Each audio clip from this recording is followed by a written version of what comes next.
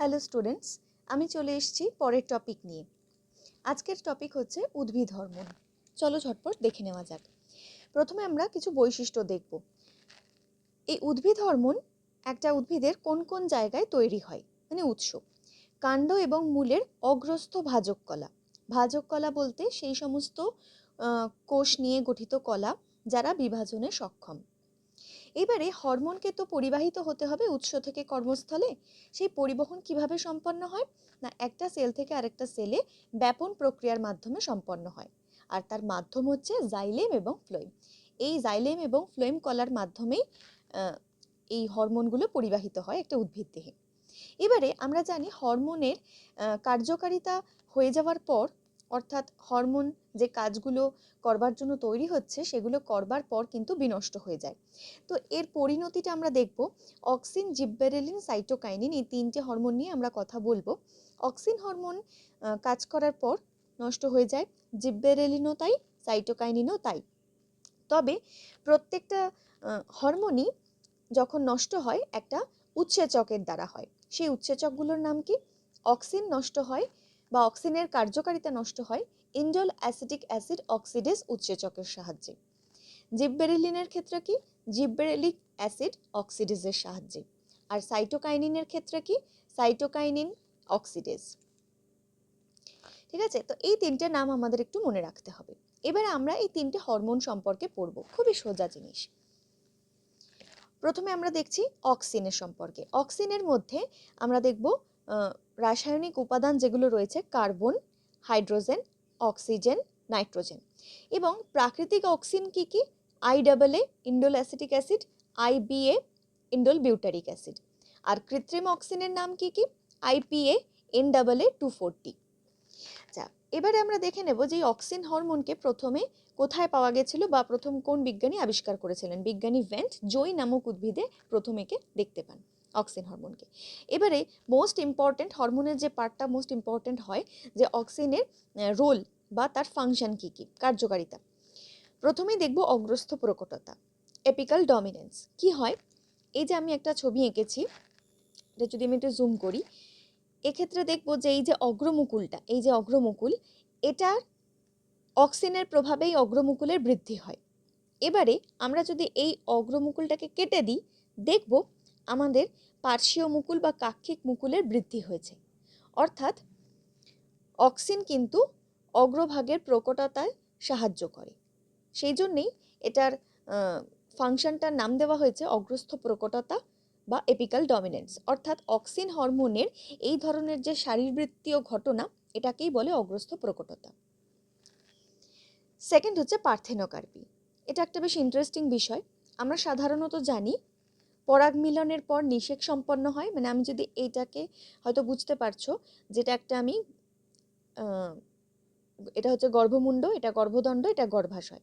ঠিক আছে, এই গর্ভপত্রের যে তিনটে পার্ট, আমরা কি জানি? পরাগ রেণু এখানে এসে পড়ে, গর্ভমুণ্ডে পড়ে, তারপরে সেটা গর্ভদণ্ড হয়ে এই ডিম্বকের এখানে ডিম্বাণু থাকে, এখানে মিলিত হয়, অর্থাৎ ফার্টিলাইজেশন সম্পন্ন হয়।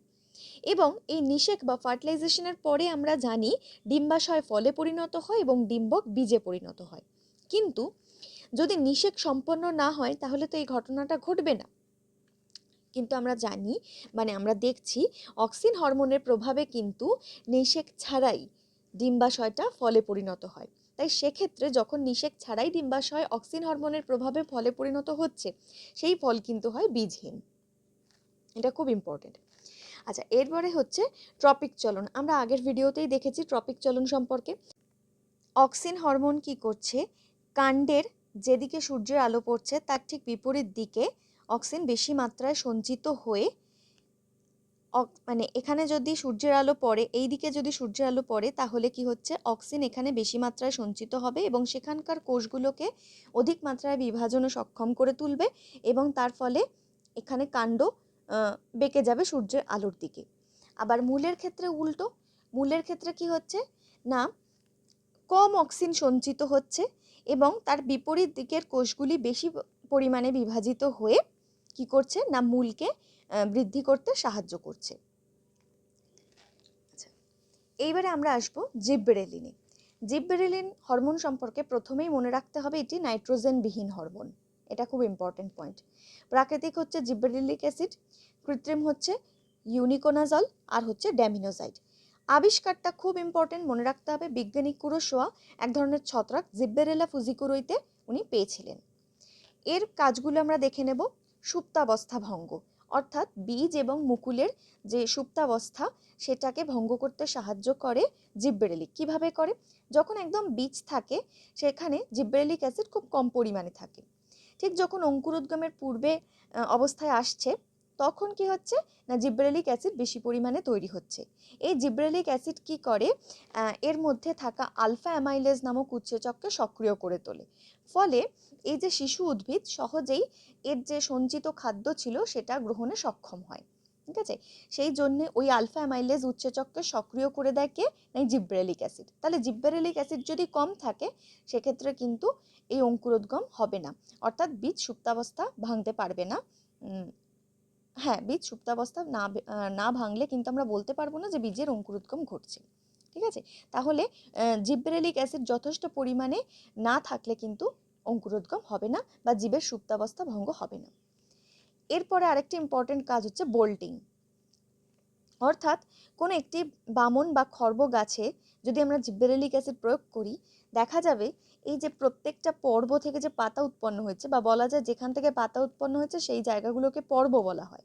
তো দুটো পর্বের যে মাঝখানের জায়গা তাকে বলে পর্বমধ্য। এই পর্বমধ্যের যদি দৈর্ঘ্য বৃদ্ধি ঘটায় তাহলে আমরা দেখব যে গাছটা কিন্তু অনেকটাই লম্বা হয়ে যায়, তার খর্বাকৃতি দেহ আর থাকে না। এই কাজটাকেই বলা হয় বোল্টিং, এবং এই বোল্টিংয়ে হেল্প করে জিবরেলিন। আরও একটা কাজ আছে, সেটা হচ্ছে ফলের বৃদ্ধি। আপেল, নাশপাতি এই ধরনের ফলকে কি করে, আকারে বড় করতে হেল্প করে। এরপরে আসছে আমাদের লাস্ট হরমোন সাইটোকাইনিন। এটাও কিন্তু আবার কার্বন, হাইড্রোজেন, অক্সিজেন, নাইট্রোজেন আছে এর মধ্যে, অক্সিনের মতোই। প্রাকৃতিক কি জিয়াটিন, কৃত্রিম হচ্ছে কাইনেটিন। আচ্ছা, এরপরে আসবো এর ফাংশনের ক্ষেত্রে বা এর কার্যকারিতা সম্পর্কে। কোষ বিভাজন ঘটায়। আরেকটা যেটা খুব ইম্পর্টেন্ট কাজের, পার্শ্বীয় মুকুলের বৃদ্ধি ঘটায়। আমরা দেখেছিলাম অক্সিন কিন্তু অগ্রস্থ প্রকটতার মাধ্যমে অগ্রমুকুলের বৃদ্ধি ঘটায়, আর সাইটোকাইনিন কি করে, পার্শ্বীয় মুকুলের বৃদ্ধি ঘটায়। তো এক্ষেত্রে কিন্তু আমরা বলতে পারি দুদিকে কাজ করে। অক্সিন অগ্রমুকুলের বৃদ্ধি ঘটায় আর পার্শ্বীয় মুকুলের বৃদ্ধি ঘটায় সাইটোকাইনিন। আচ্ছা, এর আরেকটা ইম্পর্টেন্ট কাজ হচ্ছে যাকে বলা হয় রিচমন্ড ল্যাং এফেক্ট। কাজটা কি, সাইটোকাইনিন পত্রমোচনকে বিলম্বিত করে, অর্থাৎ পাতা ঝরে যাওয়াকে বিলম্বিত করে। এবং আরেকটা কি করে না, পাতার যে ক্লোরোফিল সেটা নষ্ট হয়ে যাওয়া থেকে আটকায়, ক্লোরোফিলকে নষ্ট হয়ে যাওয়া থেকে আটকায়। তার ফলে কিন্তু পাতার বার্ধক্য বা সেই গাছের বার্ধক্য সহজে আসতে পারে না। বিজ্ঞানী রিচমন্ড এবং ল্যাং এটা আবিষ্কার করেছিলেন বলে একে বলা হয় রিচমন্ড ল্যাং এফেক্ট। এবারে আমরা কিছু কোয়েশ্চেন দেখে নেব। প্রথমেই দেখব জিববেরেলিন অকাল পত্রমোচন রোধ করে, এটি ট্রু না ফলস? জিববেরেলিন কিন্তু করে না, করে সাইটোকাইনিন, তাহলে আমরা এখানে বলবো এটা ফলস। অক্সিন বীজের সুপ্তাবস্থা কাটায়, কে সুপ্তাবস্থা কাটায়? আমরা এক্ষুনি দেখেছি বীজের সুপ্তাবস্থা ভঙ্গ করে কিন্তু কে, জিববেরেলিন, তাহলে এখানে এটাও হয়ে যাবে আমাদের ফলস। এরপরে বলেছে ড্যাশ হরমোন উদ্ভিদের পরিপক্ক বীজে বেশি পরিমাণে পাওয়া যায়, এটার উত্তর হবে জিববেরেলিন।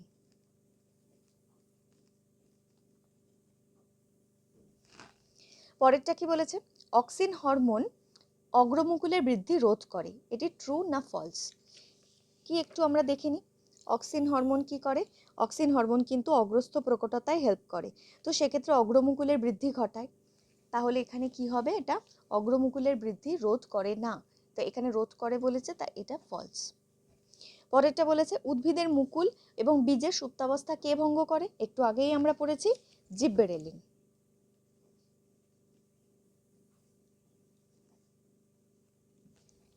জিববেরেলিনের বিপরীতে কোন হরমোন কাজ করে?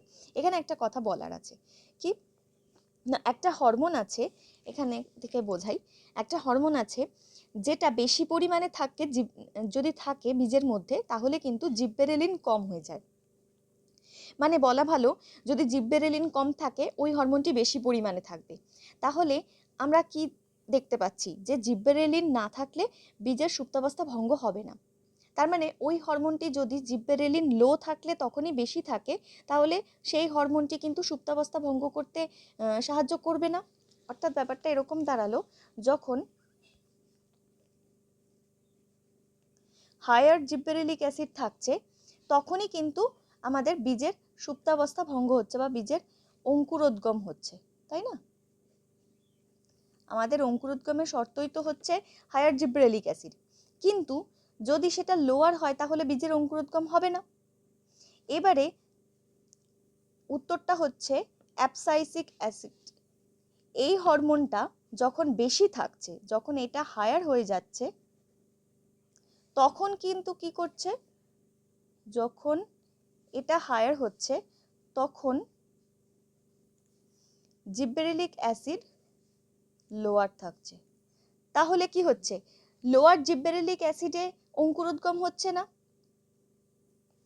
এখানে, সুতরাং অঙ্কুরোদ্গম হচ্ছে না। আবার তাহলে একই জিনিস বলতে পারি, মানে যখন লোয়ার জিবরেলিক অ্যাসিড থাকছে তখনই হায়ার অ্যাবসাইসিক অ্যাসিড থাকছে, তার মানে আমাদের হায়ার অ্যাবসাইসিক অ্যাসিডের ক্ষেত্রেও কিন্তু অঙ্কুরোদ্গম হচ্ছে না। তাহলে বিপরীত হরমোন কে কাজ করছে, জিবরেলিক অ্যাসিড। জিবরেলিক অ্যাসিডের বিপরীতে কে কাজ করছে, অ্যাবসাইসিক অ্যাসিড। এটা হচ্ছে আমাদের উত্তর। কারণ আমরা জানি হায়ার জিবরেলিক অ্যাসিড হলে তবেই অঙ্কুরোদ্গম হবে, লোয়ার হলে হবে না। যে লোয়ার জিবরেলিক অ্যাসিড কখন হচ্ছে, যখন অ্যাবসাইসিক অ্যাসিড হায়ার হচ্ছে। বোঝা গেল এটা? আমি ফিরে আসছি পরের ভিডিওতে।